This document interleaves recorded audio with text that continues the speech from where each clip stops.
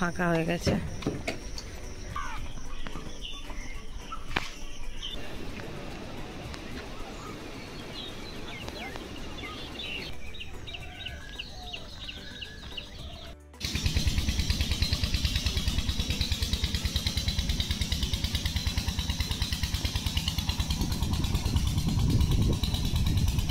Hello guys, good morning, welcome back. জলসাজি হঠাৎ করে ঠান্ডা লেগে গেছে আমার।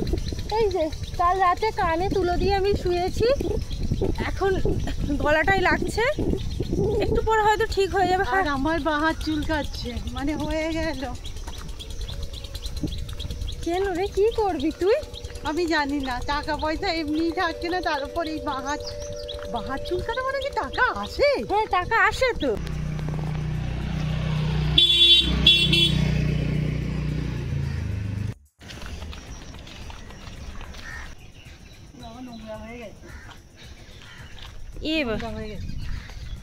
জামরুল পেয়েছে দিদি সকাল সকাল। ভাঙবো এটাকে আমি। কেন?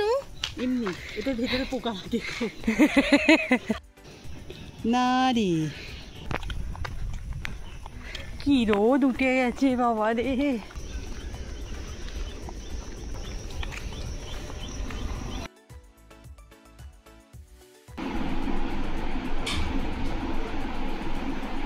আমাদের আম্রপালি শেষমেশ পড়েই গেছে। তোমরা বলেছিলে না খেতে মায়া লাগবে, বা থেঁতো হয়ে কি অবস্থা। সিদ্ধ দিয়ে মুড়ি না, আলু সিদ্ধ আজকে নেই, আর বড়া ভাজাও নেই। এখানে আছে স্যালাড, শসা, পেঁয়াজ, লঙ্কা আর ডাল সিদ্ধ দিয়ে মুড়ি। ও মা গো, এই সবে মানে খানিকক্ষণ আগে ফোনের নোটিফিকেশন ঢুকলো যে পূজালিতে বজ্র বিদ্যুৎ সহ বৃষ্টিপাত হবে। আমি ভাবছিলাম কোথায়, ঝলমলিয়ে আকাশ। এই যা ওয়েদার দেখে বুঝতে পারছি হবে, মনে হচ্ছে হালকা করে ঝড় উঠবে। ও প্যান্ডেল খুলতে আরম্ভ করে দিয়েছে, পুরো কালো মেঘ উঠেছে, ঝড় উঠেছে, ঝড় উঠেছে কাকিমা, ঝড় উঠেছে, ঝড় উঠেছে। চ এই দিদি বাইরে আয়, ঝড় উঠেছে বলে উপরে যাচ্ছি, আম কুড়াবো।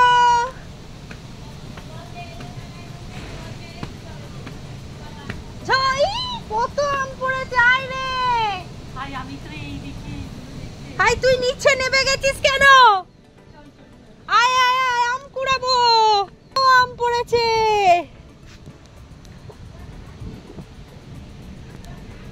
আমাদের তো কিছু একটা আনা দরকার ছিল, আমরা হাতে করে এত আম নিয়ে নামবো কি করে? আর তুমি একটা বড় গামলা নিয়ে উপরে চলে এসো। মা দোকানে গেছে। কত বিক্রি করে এই গাছটা এরা ভালো। না রে, খুব জোরে রোদ এসেছিল সেই কারণে। আমার মনে হয় কি বলতো, আবার পিঁমড়ে এই গাছটাই ঢুকেছে। এইটাতেই তো পিঁমড়ে পড়ে। কেন এই আম খেতে পারে না পিঁমড়েটা? লেবুটা দেখি, লেবুটা। এই রকম সুন্দর ওয়েদার দেখে আর তো বাড়ির ভিতরে থাকা গেল না। সিরিয়াস, আমাকে যদি এখানে কেউ বসতে দিয়ে দেয় না, আমি উঠবই না। আমি একদম তুই একটা মাথায় কিছু ফাটিয়ে মানে সিরিয়াসলি ওই যে জায়গাটা দেখতে পাচ্ছ, ওই জায়গাটা, ওই বাগানের ওই জায়গাটা আমি ঘন্টার পর ঘন্টা বসে থাকতাম, ঘন্টার পর ঘন্টা। বাট এখন তো সব থেকে ইস্যু হয়ে গেছে সময়টাই। ফোনটাকে উড়িয়ে নিয়ে চলে যা, কিন্তু জোরে হাওয়া দে, খুব জোরে। তোমাকে কখন থেকে ডাকা হচ্ছে যে অনেক আম পড়েছে, একটা কিছু নিয়ে ওপরে চলে এসো। রুম্পা নিচে গেছে, পিঠটা পুরো না জুড়িয়ে গেল। আমি আর নিচে যাইনি, তুমি যা। বৃষ্টিও পড়ছে, ভিজে ভিজে জল নিয়ে এসেছে। হায় ভগবান, জোরে বৃষ্টি এসে গেছে, আমি তো নামতেও পারিনি। এ কি অবস্থা, এ বাবা, আমি পুরো ভিজে যাচ্ছি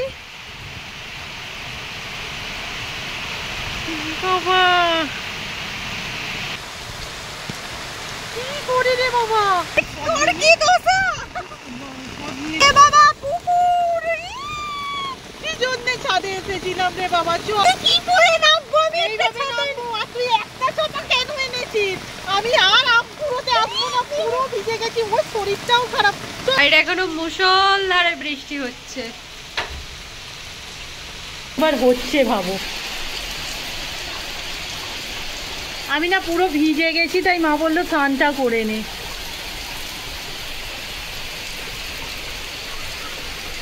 পুকুর হয়ে গেছে, নিচে দিয়ে হাত দাও। হ্যাঁ, ঝর্ণা করে দিয়েছো। তাড়াতাড়ি তো স্নান করে নিয়েছি, এবার শরীরটা না আবার খারাপ করছে, তাই একবার দোকানে আছে গিয়ে একটু প্যারাসিটামলটা নিয়ে আসবো।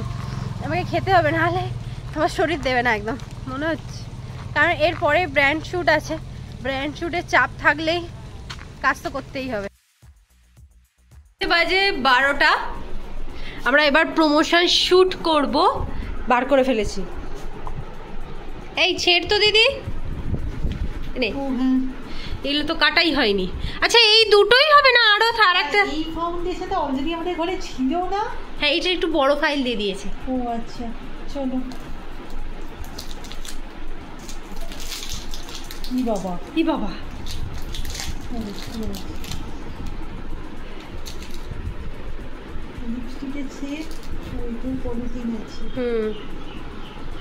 পলিথিনটা ছেড়ে।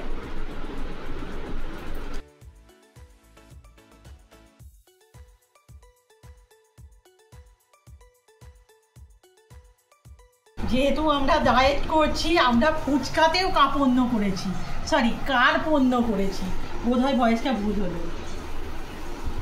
আলু সিদ্ধ হয়নি। আচ্ছা ওকেই চটকে ফেল করো ভাবে, যেভাবে হোক ওটাকেই দিতে হবে। আমার কাছে দুটো আলুই আছে। এটা হয়ে গেছে, ওটা শক্ত সবুজ আলু মনে হয়। হ্যাঁ,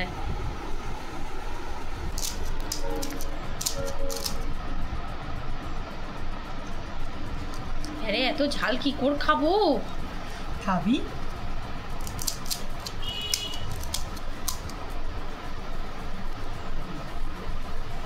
আমার দিদি প্রথম দিকে আলু ভর্তি ভর্তি দিয়ে দিয়েছে, এবার বাটিতে নেই, এখনো দুটো পড়ে আছে। কি বাজে! শুধু প্রথম দিকে ঠেসে ঠেসে আলু দিয়ে যা, লাস্টেরটা কি করবো, এই তো সামনেটা দিয়ে দাও।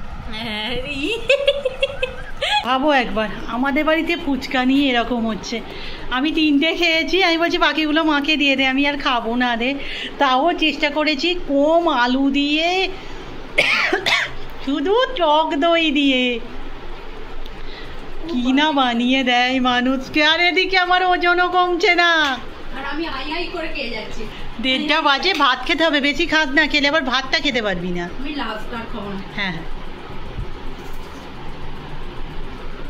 বাবা, আজকের আয়োজন তো এখানে আছে চিংড়ি মাছের ভাপা, ঢেঁড়স দিয়ে চিংড়ি। এটা তো আমার এখতিয়ারের বাইরে, 5 মিশালি একটা তরকারি।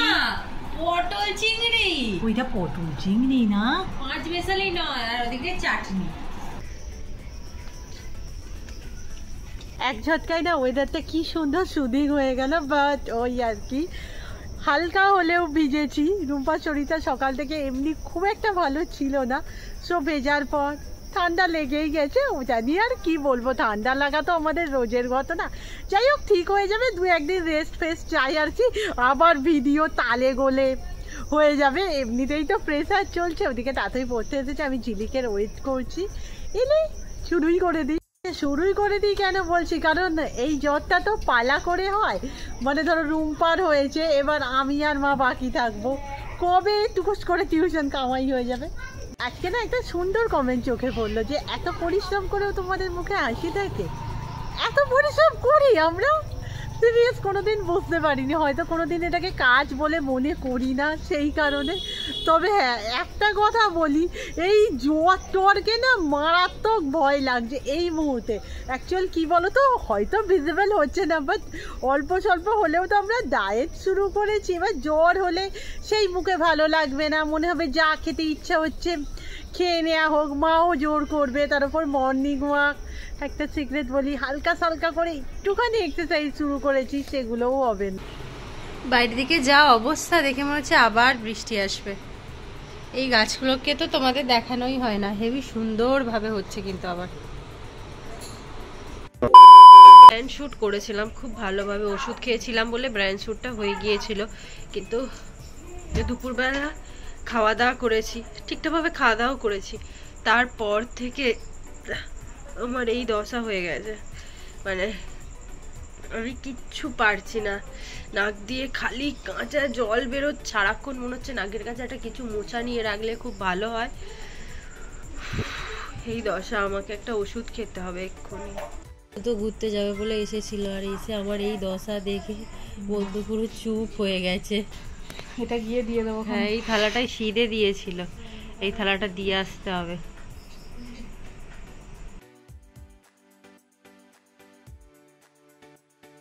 জলে পুরো অবস্থা কাহিলে না ক্যালপলটা নে।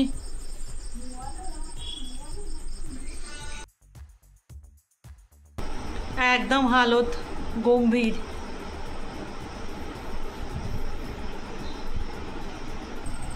আবার পরোটা বানিয়েছো মা, তেলের জিনিস। আজকের ভিডিও এখানেই শেষ করছি, নেক্সট ভিডিওতে দেখা হবে, টাটা।